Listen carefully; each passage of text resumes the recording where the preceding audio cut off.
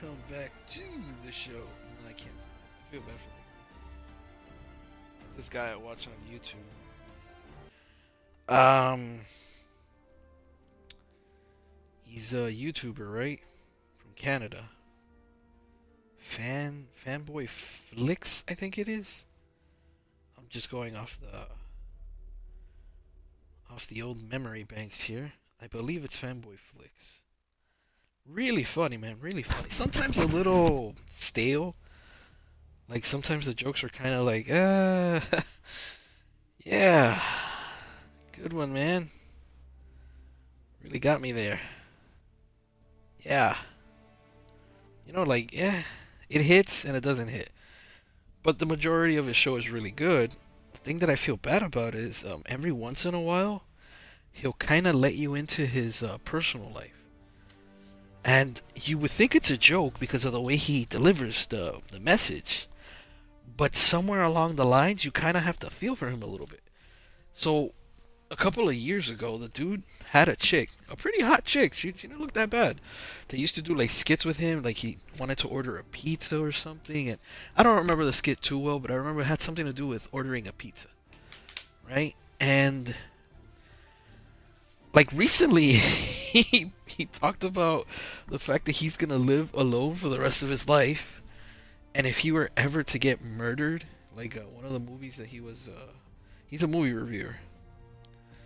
One of the movies, but really like B-rated movies, like made-for-TV movies, obscure movies, movies you really haven't heard of. That's the reason I like him, because he's not doing, that stuff that everybody already knows. Every once in a while he'll hit something that I've seen, but that's only because I've seen it. Anyways, the guy starts talking about that if he were ever to get murdered the way, what was the movie? It was like an alien movie or something. Some alien comes to the guy's house and kills him, and then police show up and the news and all that, and he was like, "Wow, man, I would feel really bad if that was me, because people would come to my house." I think his name is Mark, because I remember him saying, "And Mark lived like this." Maybe it's not Mark. I'm not sure. Every time he starts a show, he goes, "Welcome back to the show," which at first I thought it was really annoying, but now it's like his intro, which is really smart. I mean, there's no music, there's no like dancing wallabies. There's just "Welcome back to the show," and it's like, yeah, pretty good. Kind of like Up All Night with Rhonda Shear. So he starts talking about, man, if I were the guy that died, I'd be more embarrassed of the fact that my family would come in and say, "This is the way Mark lived. My house is a mess, dude. It's not clean, but it's a mess," and this and that. And, he's already telling you he lives by himself. Then there was another one where it was something about relationships. Some guy was having issues with his relationship, and Home Skillet over here starts saying, "Yeah, man, I'm probably never gonna find anyone, so I will be living alone for the rest of my life." And I'm like, damn. And then today's was really messed up. Now, a couple of episodes ago, he kind of insinuated some guy. I'm giving you examples based on the shows, because I watch him regularly. I think he uploads once a week, and it's odd, man, because when he uploads on Saturdays, usually Saturdays, it's either a Saturday night, or lately it's been a Saturday 3 in the morning type of thing. But after I'm done with all the gaming and all the peripherals, I'll watch him, and it's kind of like if I'm hanging out with my buddy. Like my buddy's gonna tell me about a movie that he saw, how he felt about it. He's gonna throw out some jokes. He's got a lot of like costumes, so I could tell that he used to probably do some theater. In fact, I think he even talked about it. He did a movie when he was a kid, which was about Santa Claus or something, or Christmas. I don't remember it too well. I saw the review of the movie, but I haven't actually seen the movie. So he's, filmmaking, all that. It's Canada. What can I tell you? The guy, man, the guy kind of touches on the fact that some dude wakes up at 2, 3 in the morning, or no, like late in the afternoon, and this and that, and he's like, "Man, you know what type of life that would be?" Well, actually, that is my life. I, like saying he wakes up at 2, 3 in the morning, or I'm sorry, like at 2, 3 in the afternoon. Like he's basically a late bloomer when it comes to the early shine of the day, which is fine, no big deal. But you start connecting things, right? And then in today's episode, or yesterday's episode, I saw it today earlier in the morning, like around 5 in the morning.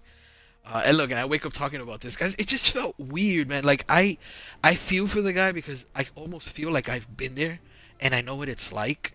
And it's sad that the guy has so much talent, man. Like he's really funny. He's a good writer. It seems like he does his show by himself. I used to think it was him and his chick, but it seems like he just sets up a camera. You know, I'm assuming while he's watching the movie, he's doing his notes, which he always has his little iPad with him or notebook, one of those little computer things, like a. It looks like an iPad. iPad is the only way I know. Google, what did Google call it? Not a Chromebook. Notebook. It's like a big cell phone, like that. Just a tablet. There you go. Man, freaking what did I say? iPad, bro. A tablet. Right. So he has his tablet. He's reading his notes. I guess that's how he's moving from screen to screen, unless he does it in post editing because he has a green screen in the background. Now he has a blue screen. So the guy, he's into that whole audio visual stuff and editing, directing, producing, adding the music. He has a big following on Patreon. I say big compared to most people. Like people pay him money, man. They buy him coffee. I buy me a coffee. Patreon. They have subscriptions to his membership on YouTube. So the guy, I'm guessing, is making a decent amount of money, enough that he can continue doing that. Now he does upload once a week, so it's possible that he works during the week just to make ends meet, and then the rest of the time doing his YouTube stuff. Anyways, man, I'm getting way off topic. The guy talks about waking up late, la la la, and then today's episode, he makes a joke about this lady goes into her kid's room, a boy, and she starts snooping around if she finds like some demonic stuff. And the kid comes in, he's all like, "Hey, what are you doing? Don't be in my room, blah blah blah." And she ends up, oh, like I don't know. She doesn't respond because he freezes it, and he commentates. He says, "Listen, lady, this is what you get. If you go into a young man's room, you're bound to find dirty magazines, marijuana, vials of blood, like joking around, right? But then this is where it gets really weird." He says, and like all of us, we all want to know the same thing, which is, where did this come from? Where did this marijuana come from? Is it good? And then he starts explaining it exactly the way you explain it when you're an avid user. Is it seeds? Are the buds good? Is it strained? Is it this? Is it that? And I remember hearing that. I'm like, damn, dog. That's how I used to be, man. When I was back in that world, like you knew, bro. You were like a freaking scientist, dude. Like. I remember when I had first started my marijuana trip, back in the day. Dude, we're talking about years ago. This was easily like 10, 15 years ago. This was a long time ago, man. But the memories are still there. Ironically, the memories of things that I don't remember because back during the day, I couldn't remember anything.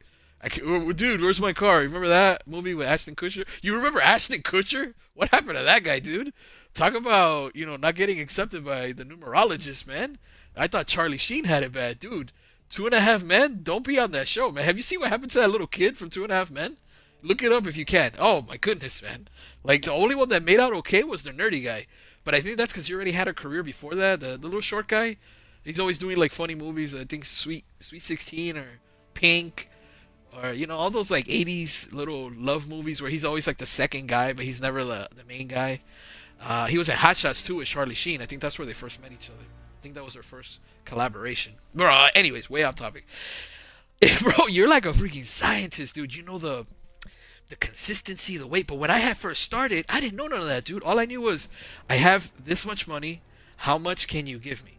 And from that amount that you give me, how much can I make from it? How many cigarettes can I make?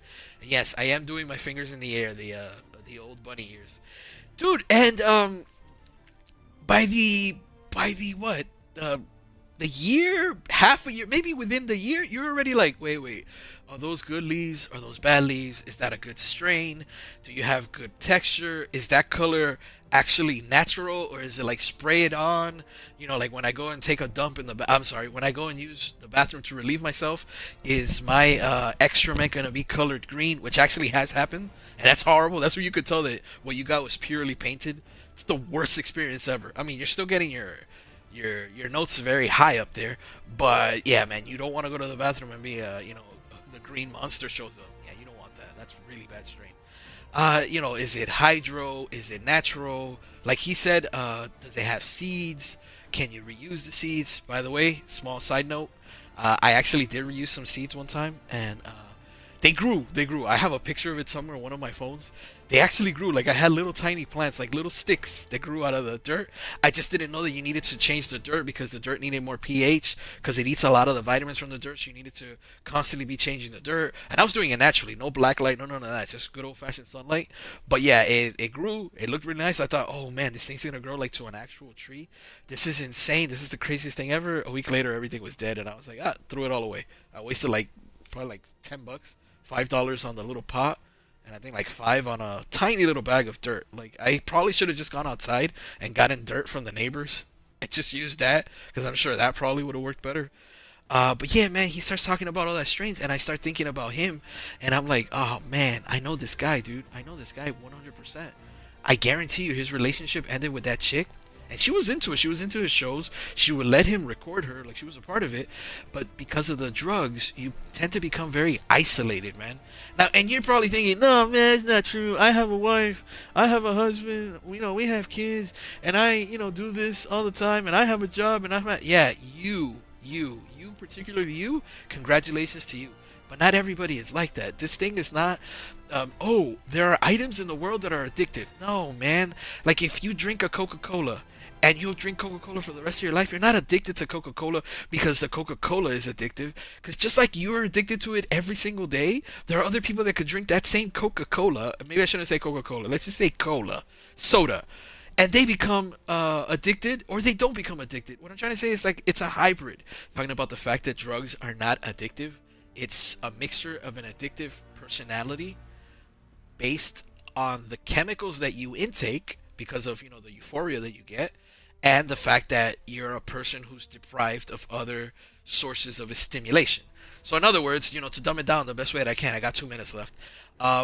Just because you take a drug that is very addictive, which is it's a very powerful drug that gets a lot of people addictive, it doesn't mean you're going to become addictive. So this guy, I believe, in my opinion, he's under this influence. It's kind of harboring against him. It's messing up his relationships. It seems like he lives by himself, so it's very, it's creating anti-socialism. Oh, last point. He talks about food, man, and he says, oh, in the movie, these people are rich. They have so much money. Look, how they eat. Me, I eat sandwiches made out of whatever's left over in the refrigerator and pieces of bread that I could find around. That's a joke. That's obviously a joke. But you start getting into the whole fact that back in the day when I was under, said influence, man, food was not as important as you might think. My biggest concern was when can I get it? How much can I use of it? And then once I'm under the influence of it, I don't really care what the rest of the world says. I'm grooving and drooving, baby. Light it up, baby. I don't even have to puff puff give because I'm the only one. For me, it was puff puff, turn it off. So all I'm saying is this: if you're under the influence of these narcotics, please have some type of balance in your life. Have some type of social interactions, job, friends, entertainment. Give yourself a day where you don't actually go under. I know it's hard because every day you just want to light up and you just want to feel good. Trust me, the less you do of it, the better it becomes. And ironically, the more you do of it, the worse it becomes because you start getting very tolerant to it. And then you start, why do you think they call it the gateway drug? It's because you start getting into the whole habit of, man, I'm not getting enough of it. I'm not getting enough of it. Because your body's so used to it. Now you want more. You want more stimulation. You start doing other things that you shouldn't do. For me, I was mixing a lot of freaking candy with it. Like I started getting a lot of sugar, man. Sugar and candy mixing with this. Like my munchies were surrounded by nothing but sugar, chocolate, candy. So I'd be getting my lows from the drug and my highs from the sugar. Bro, I was running. This wasn't Heath Ledger, and I'm not, the Joker from that Batman movie. I'm not uppers and downers, this and that, but it was a very low-level puss version of uppers and downers. It's not a good way to live, dude. It's not a good way to live. If you can't naturally be happy with what you're doing in your life, then you have to rethink the things that you're doing in your life.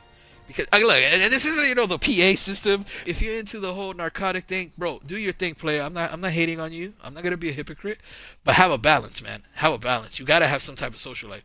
I broke up with 2 girlfriends, dude. Well, let's just say they broke up with me because of this stupid crap. Really quick side note: if you ever get invited to go out with a chick to watch some concert from the 80s with Stevie B and the Freestyle Crew and some really good music, which I regret missing, man, and you're like, yeah, let's do it, and then you pass out, dude, that's when it's the the red light. And for me, it wasn't. That was the beginning. Oh man, I have so many stories. But anyways, back to your regularly scheduled program.